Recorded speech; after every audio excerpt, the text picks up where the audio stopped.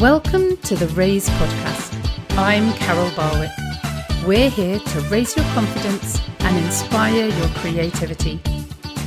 Each episode, we will have a different guest who will be discussing our Raise word. The Raise word is a word that will encourage you or empower you and at times inspire you to explore the word a little more for yourself.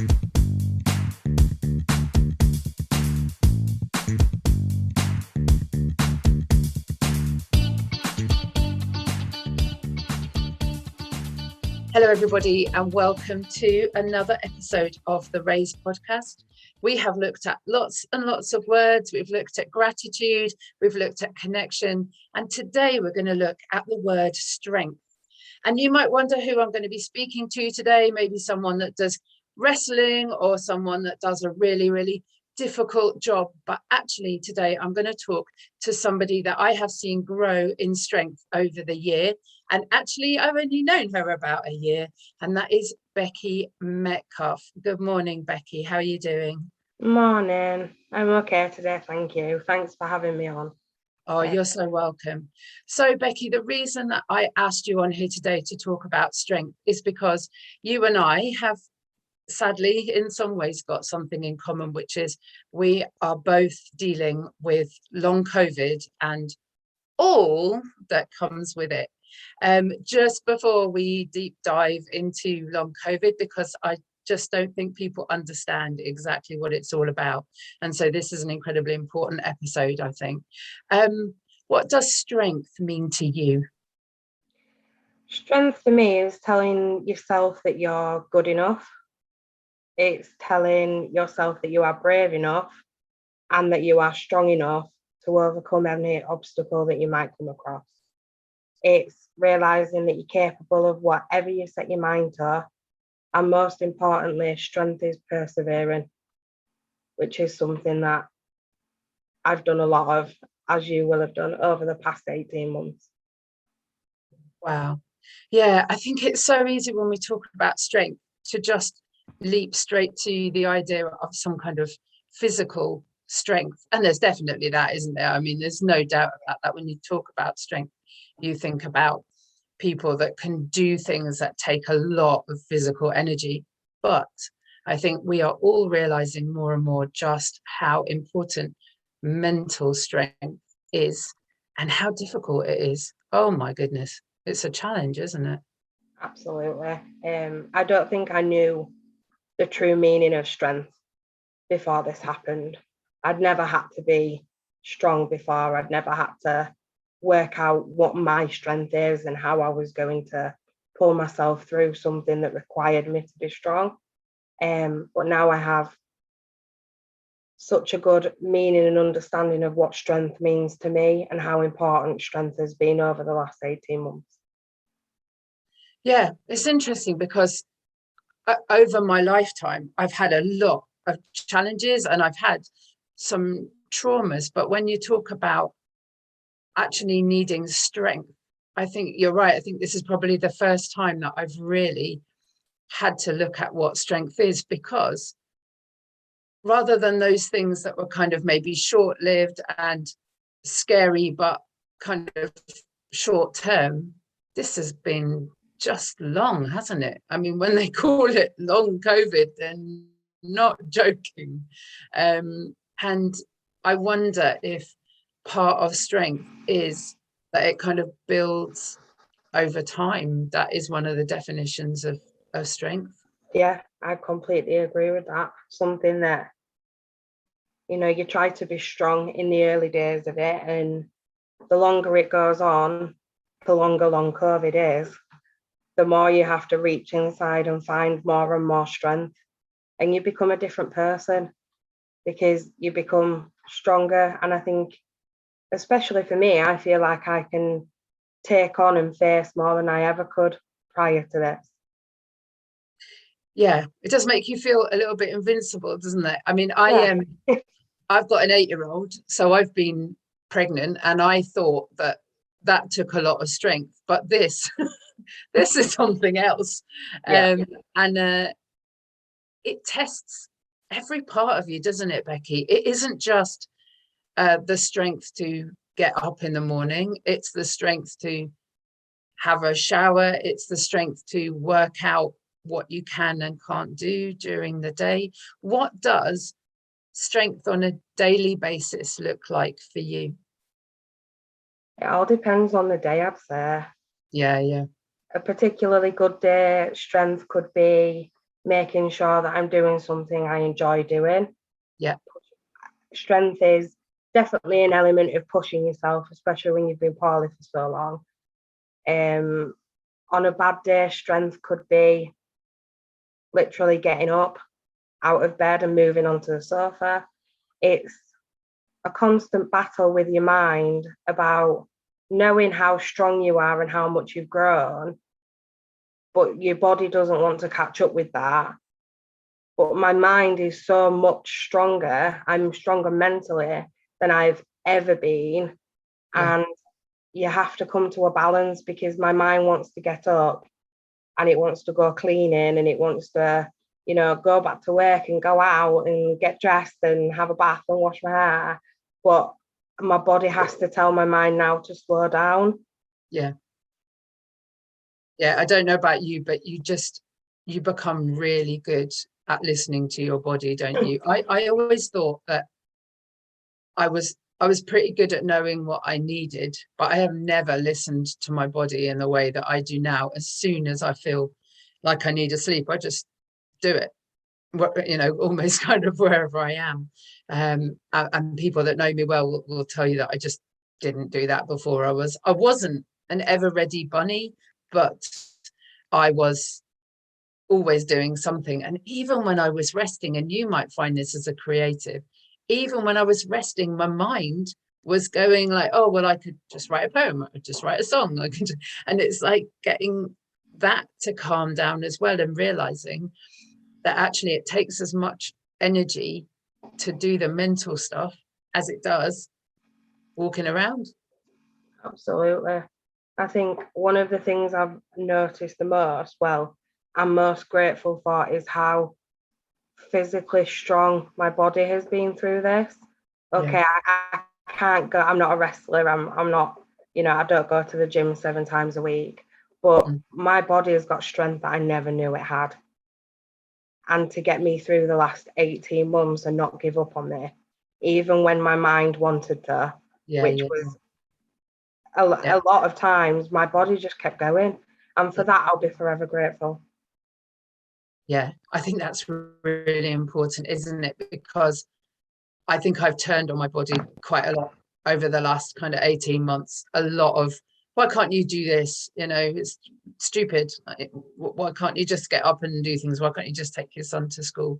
But actually kind of being grateful to it and saying, yeah, but actually we could have given up entirely. And obviously we know that in the most horrendous circumstances, COVID can lead to fatality. We're still here. We're still here, and that's something to be grateful for. Tell me a little bit about the people in your life that give you strength. I know that someone particularly special came along just when you needed them most. Tell us a bit about that. Yeah, so about 6 months before I got COVID, which was April 2020, I met my boyfriend at the time, Joe, and we decided to move in together through lockdown, which was March. And then I got very, very poorly, and he was basically my carer, especially for a number of months. And he asked me to marry him 2 weeks ago. Oh, yay. Congratulations. Thank you. So majority of my strength comes from him. But my mum and dad, my strength has always come from them. I mean, they weren't around COVID times because they weren't allowed to be. Yeah. But even prior to that, if I was having trouble at work or trouble in personal life, it's always my mum and dad that give me the most strength.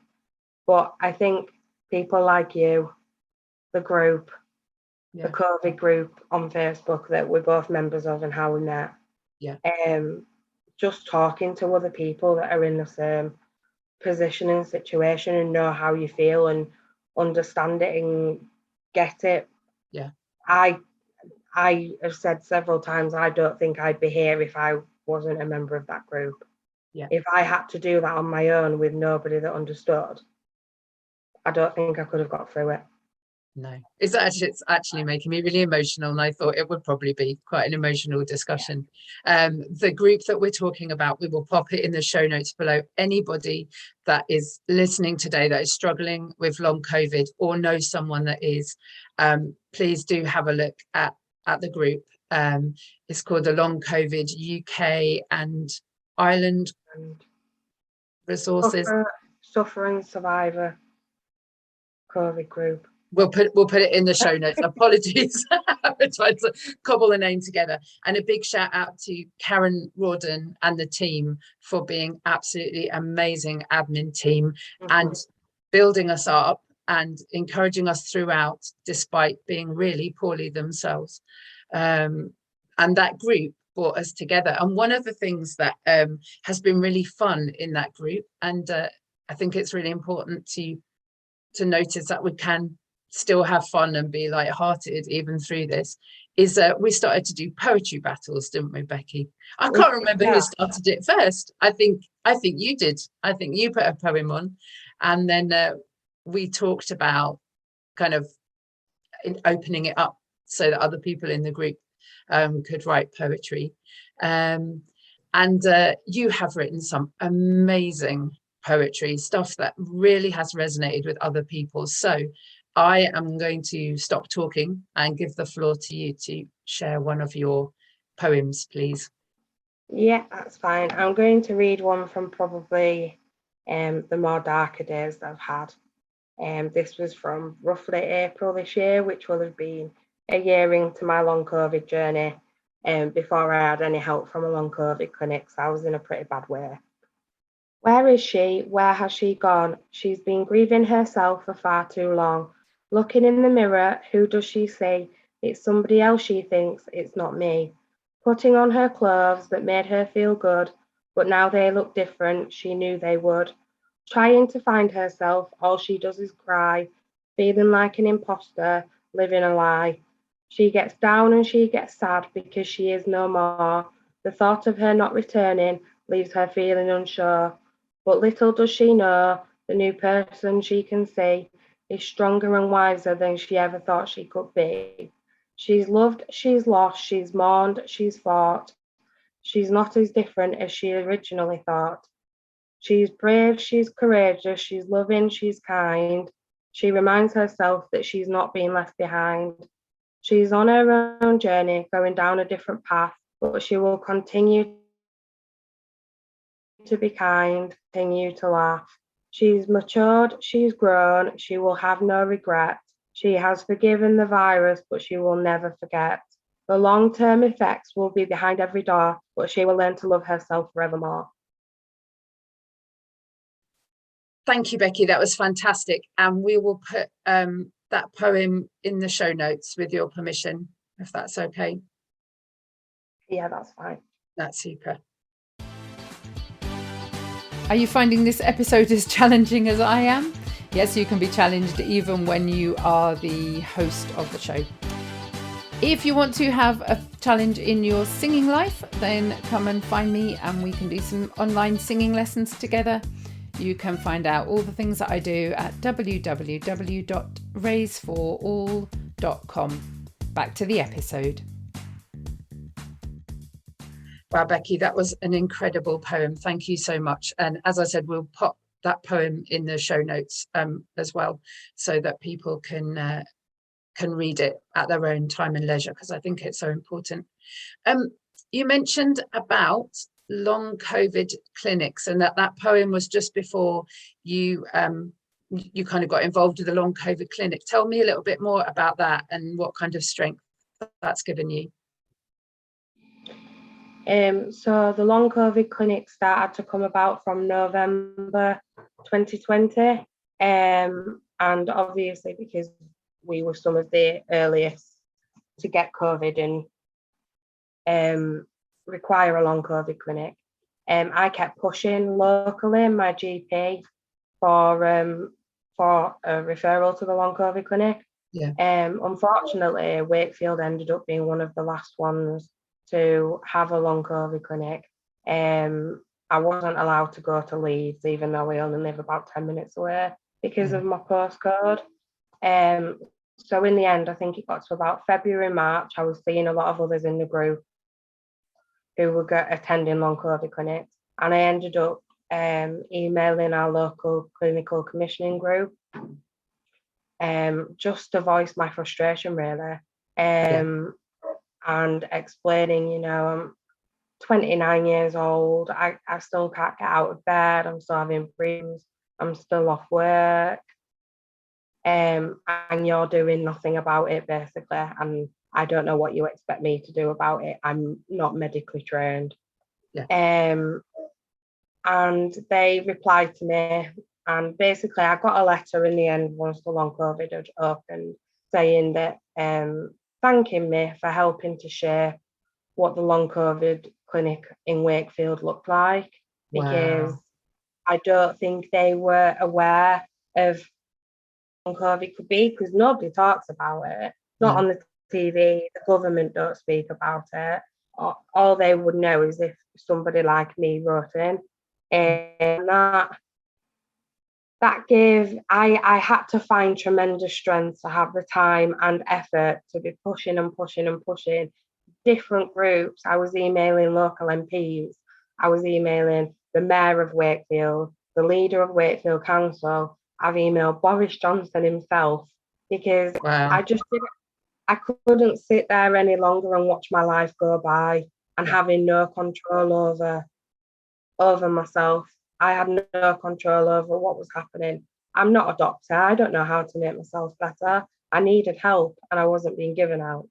So I found the strength and I pushed for help. Yeah.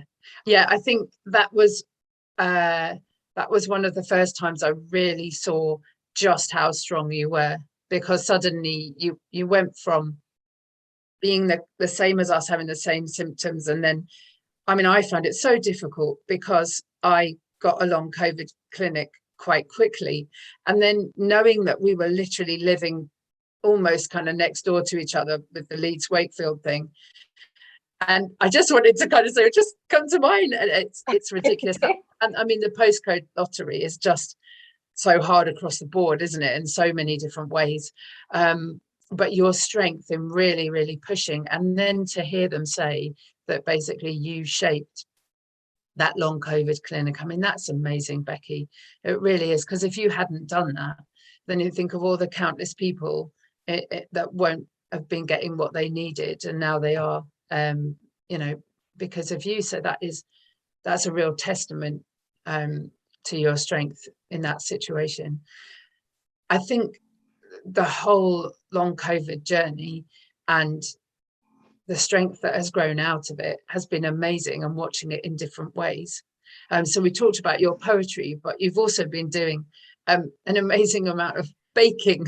I've loved watching the cakes and bakes and things that you've kind of done. Why do you do that? What in that kind of gives you strength? It's funny. I've always enjoyed, when I was a child, making cakes with mum and things like that. But I've never really had a passion for it. And then about 2 years ago, when I was doing a FODMAP diet I've got irritable bowel syndrome. I found out I was intolerant to gluten. And you can't really get a lot of nice cakes, really, that are gluten-free. They tend to be crumbly. Yeah. And I think when I got COVID, it was just, I needed something. I needed an outlet. I couldn't get outside. I couldn't go walking. I had to give the gym up. Nothing was open anyway, even if I wanted to go out. We were in a national lockdown. So it was like, the days when I've got a little bit of strength, I want to use it. I want to use it in a good way that would make me happy and make other people happy. Yeah. So I just started baking, and the stronger I've become over the last 18 months, the more I've adapted my recipes and tried different ones. But, I love the feeling of just sitting down afterwards with a piece of cake and a cup of tea. And, you know, now I'm at the point where people get excited when I say, oh, I'm going to bake. And I love making other people happy as well. And it's given me so much, just providing me with so much happiness when I don't think I wouldn't have had anything else. I tried crocheting. I tried doing word searches and Sudoku books and things like that. And it just wasn't for me. So, I mean, it's an expensive hobby to bake. But no, I just love it. Absolutely love baking, and everything I make is gluten-free. Yeah, that's brilliant. And just talking to our listeners for a minute, we always have a little challenge every episode. And so this episode, I want you to think about what gives you strength. So is it creative strength like Becky and I get writing poetry and doing baking or something like that? Or is there something else that gives you strength? Are you able to get out and do something physical? Do you like going to the gym or walking?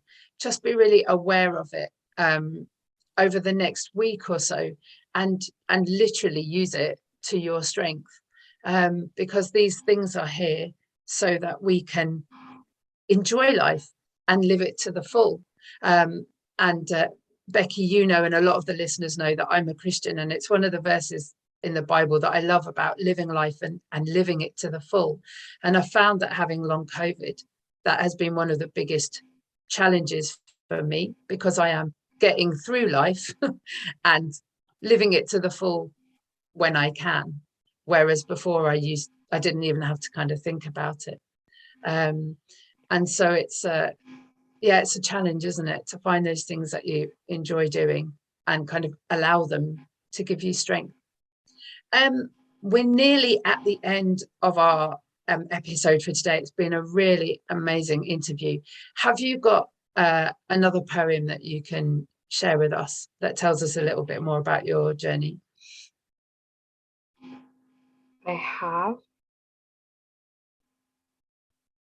This is one that I wrote more recently, and it's just called 18 Months of Long COVID. Yeah. There were days I never thought I'd be here now. I tried to muddle through, but I didn't know how. There were months of thinking long COVID was me. I couldn't see beyond the illness, you see. There were days my mind took control. I sank deeper and deeper into a big black hole. April 2020, the month I'll never forget. Bilateral pneumonia, my body under threat. Little did I know the worst was yet to come. It's known as long COVID, and boy, does it make you glum. 18 months of torture, 18 months of pain, telling myself it will get better over and over again. Air hunger, headache, sinus pain and more. I didn't recognise me. I wasn't who I was before. But after 18 months, I accept the new me. I'm stronger and wiser than I ever thought I'd be. I'm back at work, I'm living life. I laugh and I smile. And when I look at my new world, it all seems worthwhile. Has it gone? No, there are days I can't bear. The pain is so bad, I'll go into a flare. But my head is at peace with who I've become. And if some days I can't do it, then that's okay, there will be some. I'm forever scarred with what I've been through. I know you'll understand. But it does get better, little by little. You'll feel more alive and a lot less brittle. You'll learn to cope and take it steady, but don't rush it. It's whenever you're ready. Again, that's fantastic. Thank you so much. People listening, again, those people that might have long COVID or other chronic illnesses, excuse me. I don't know about you, Becky, but I have become so aware of other invisible illnesses since we've had long COVID. There are so many people in this world that just struggle with the day-to-day things, and yet they carry on. There is a lot more strength in this world, and I think I'm realizing it that now more than ever. So big shout out to any of those people that are really struggling today and finding it difficult. There is strength there is hope. There are ways to live life to the full. You can get in touch with me. Find me on www.raiseforall, that's a figure 4, all.com, or drop me a message, and I'd be happy to talk to you and talk about some of the ways that I've got that strength. And we'll pop some of Becky's details in the show notes as well, so that you can find out a bit more about her and her amazing poetry. I'm sure you'll agree that for me, it just gives me strength hearing it. So thank you so much for being vulnerable and sharing that with us today. We now come to the part of the show where I need to have a little bit more strength, because I am going to do a poem for you, Becky. So I will just take a small breath. Strength. Sometimes it's about the length, sometimes it's about the width, the breadth, the depth of the sadness, the anxiety, the uncertainty. It's difficult and it's real. However, forever there will be people that will bring you strength. There will be times where you don't realize what people are doing, but in their eyes, you are strong.